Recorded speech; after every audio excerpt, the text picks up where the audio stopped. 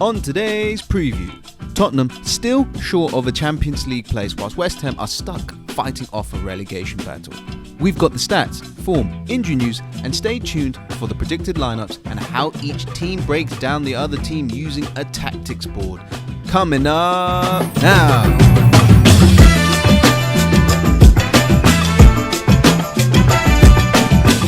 So we have a massive game on the horizon, and it is Tottenham versus West Ham on Tuesday at 8:15 live on Sky Sports. So such a fierce London derby for us to sink our teeth into.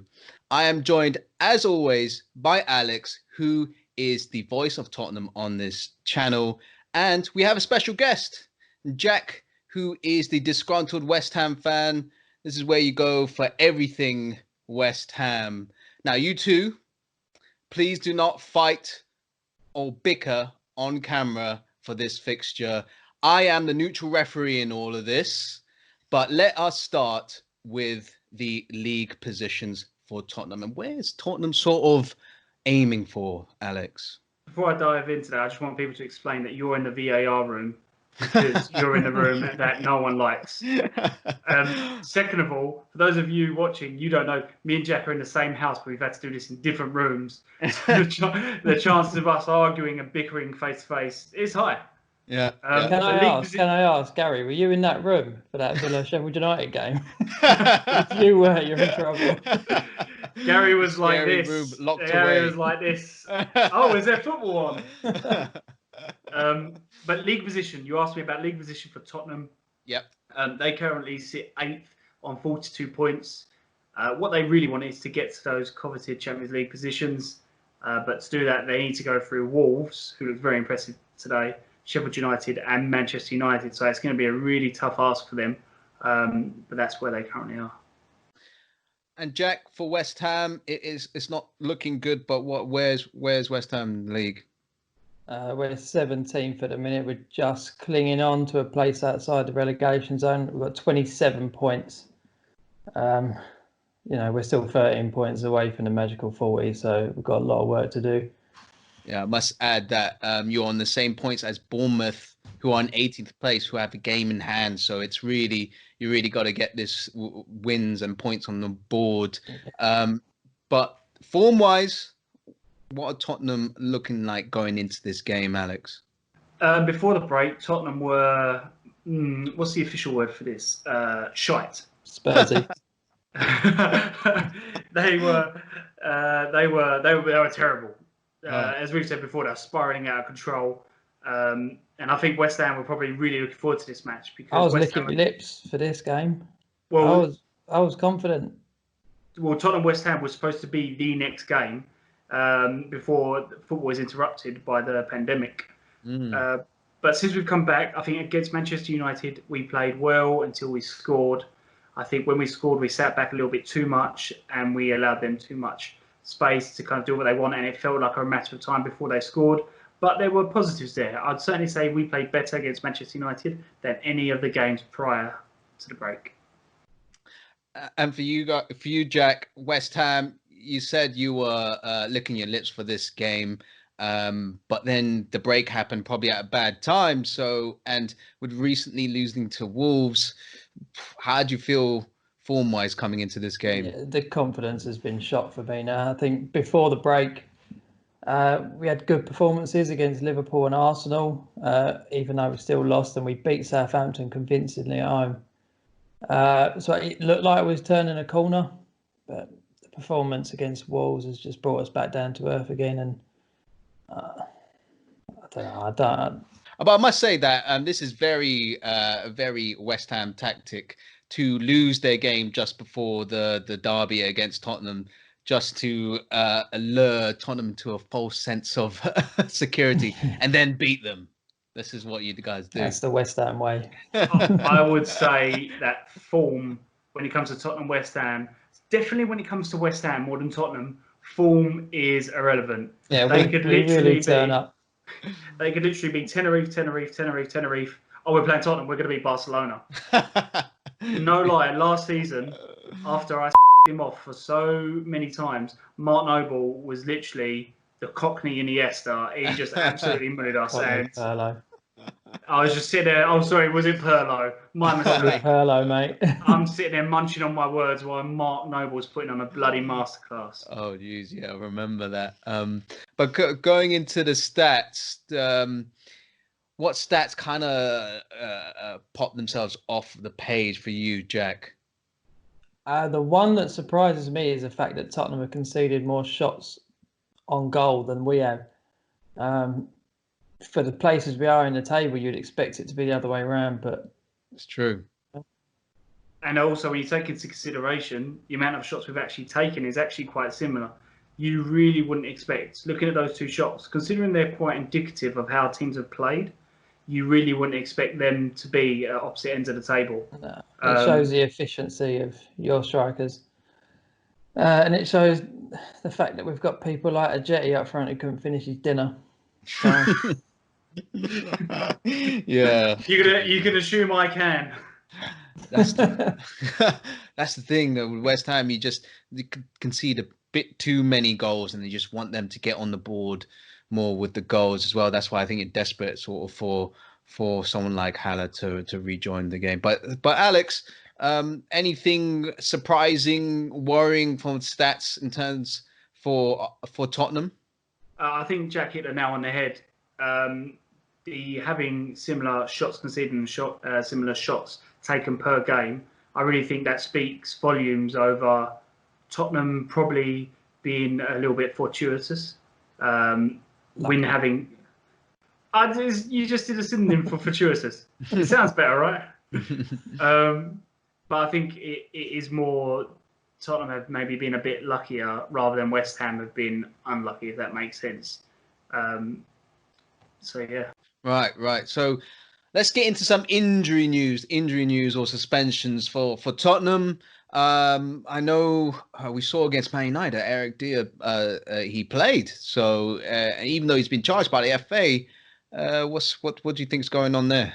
It's a two-step situation. We get charged, they agree a date to have it in front of the FA, and then they give you your sentence. And then Eric Dier pays him off just so he can come on the pitch and concede a penalty anyway. Well, Levy wouldn't pay anyone off. Yeah, I think it's just Dier. It's just a case of whenever his date is set up, he will get suspended. I think we can all agree with that. You can't go charging into the crowd. But I don't know when that date is. Nothing's been announced yet. So for now, I'm keeping him out of the lineup just because I don't know when that is going to happen. I hope he does play. He's terrible. Whoa! He played well against United, other than pushing Pogba over. There's a mistake in him. Yeah. Well, he's not the only one at Tottenham, so you're okay there. On the subject of suspensions, Dele Alli is now back. We're also Moro, who picked up a knock against not against Manchester United, but prior to Manchester United. He should be back fit for the game. Tanganga is still out, and Foyth has been ruled out with a knee injury. Right. And Jack, so how about for West Ham? There must be anything worrying for West Ham coming up to this game? The main concern was Ogbonna and Allaire. They both missed the Wolves game. Right. We've got Snodgrass, Masuaku and Zabaleta out, which we can live with, but Ogbonna's probably been our best player this season. Right. I don't think he'll make it, but the talk is that Allaire will probably be back for Spurs. Hope so. Fingers crossed. Now let's get into some predicted lineups for Tottenham. It was quite a different lineup than we were expecting against Man United. Do you think it'll be something similar? I think it's a really difficult one to predict. The main reasons why is because you've got four players who, prior to the breakdown, were injured for a considerable amount of time. So I doubt all four of those players will be able to start again so close to the Manchester United game. So for that reason, I've dropped Sissoko and I've dropped Bergwijn. But I do think Kane and Son do sit in that bucket in Tottenham of if they're a little bit fit, you've got to play them. Yeah. With that in mind, I have Hugo Lloris in goal. I have Aurier as right back, which still pains me. It does every time I say it. Sanchez and Alderweireld as the centre back pairing, and Davis on the left. I have Lo Celso and Winks in midfield. I think Lo Celso is fit. I think he starts as well. It's been very good for us this season. On the left, I have Son. Ali will fit into the number 10 slot. Now he's back from his suspension. And on the right, I think he'll start Mora, as I said, to give Bergwijn a rest. And Kane will be up top. Although what could be a very tired Kane, as we've seen in the Manchester United game, he looked shattered. He looked heavy. He looked heavy. That's why I think you probably have someone like Dele Alli who will bring in some fresh legs and be a bit more dynamic with the runs going forward to help Harry Kane. But how about the predicted lineup for West Ham? It got a few headaches. Yeah, obviously Fabianski will carry on in goal. I've left Jeremy Ngakia out. There's a contract dispute with him. And I think if it's not resolved by Tuesday, he won't be in the team. So I've left him out. So I'm going to say Fredericks will play. He came on for the last couple of minutes against Wolves. I think that was to get his sharpness up in case he's needed. Rice and Diop was the centre-back pairing against Wolves. I think that will stay the same. All right. And again, Cresswell will start because the other option is Masuaku. And he is arguably worse than Aurier. Whoa! So obviously... That is not arguable. Z is not worse than Aurier. Play them both. We want... All the neutrals want a 5-5. It'd be more than 5-5. And they get sent off at the end just to cap off the game. I think the midfield three will stay the same. So Cech, Noble and Fornals will be the furthest forward of the three. And then I reckon if Haller is fit, like they say he's going to be, then I think he'll spearhead the front three with Antonio on the left and Bowen on the right. Yeah, fingers crossed that Haller comes back. So you're both going for 4-3-3 to match up with each other. And that kind of goes well to how each team wins the game. Now, Alex, how does Tottenham win the game? And we are going to use, for the first time, the tactical pad. So on the tactical pad, the situation I've got here is West Ham on the back foot and trying to set up defensively, and Tottenham on the attack. I think Jack will agree with me with this. I think Tottenham will probably dominate possession. So what we'll probably see a lot of is Tottenham trying to break down West Ham. And what I think they're going to do is what we've seen that quite a lot under Mourinho is we have Aurier on the right here, and what he's going to try and do is going to try and overlap or over Mora, trying to create this overload on the right hand side of the pitch. What will be really important for West Ham is West Ham's Antonio making sure that he tracks the runs of Aurier so Cresswell doesn't get overloaded. It's worth mentioning as well, if you look, the defence of Davis, Alderweireld and Sanchez, when Aurier bombs forward, that turns into a back three to try and provide a bit of protection for the counter-attack from West Ham. And if we follow this through here, you have a successful overload, and hopefully that will result in a ball into the box where you have Son, Ali and Kane all trying to get into the box and try to get ahead of the West Ham defenders. Yes, really trying to exploit that overload on the right-hand side. Yeah. Mora versus Cresswell saying that scares me.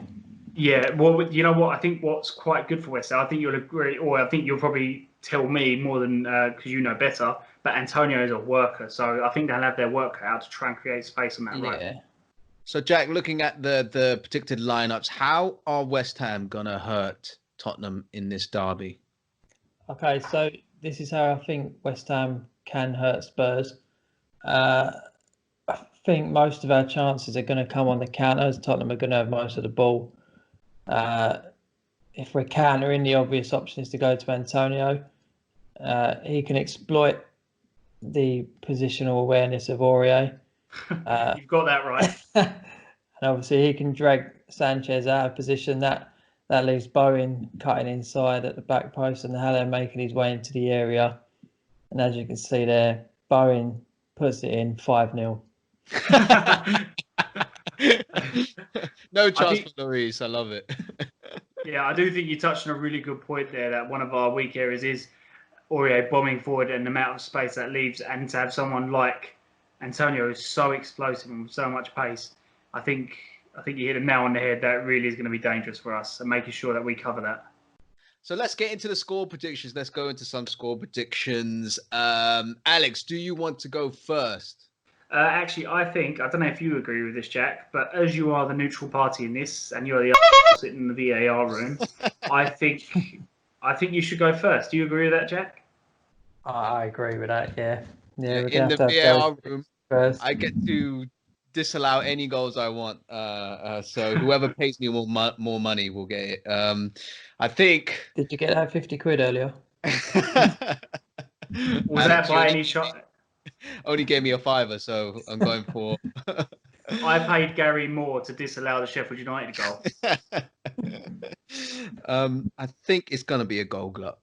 I think it really is. I think both teams can't really defend that well. So I think I was erring on 2-2, but I think without the fans, I think that might favour Tottenham just a bit more. And so I'm going to go, unfortunately, 3-2 to Tottenham. I'm going to go for a double from Harry Kane and Son Heung-min, and I'm going to go for a double from Haller if he starts. You're dead to me.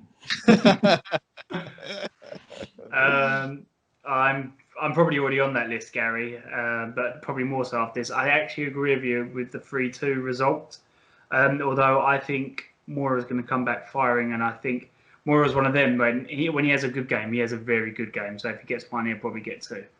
I'm not sure where the other goals will come from, but that is my prediction. 3-2 and a Moura brace. Ooh, okay. Okay, my head tells me Spurs are going to win this one 3-1. I agree with what you say about defences.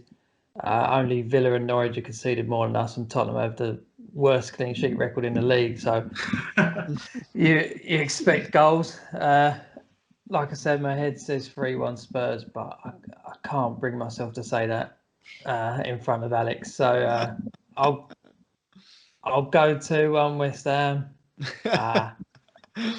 After I've slated him through the whole podcast, I'm assuming Aurier will score for Spurs. I'm going to go with Haller and Bowen. West Ham. All right. So that is all. That is our score predictions and predicted lineups. Let us know what your score predictions are and your lineups, and follow us on Fickle Sports. We'll see you later. See you later. Yeah.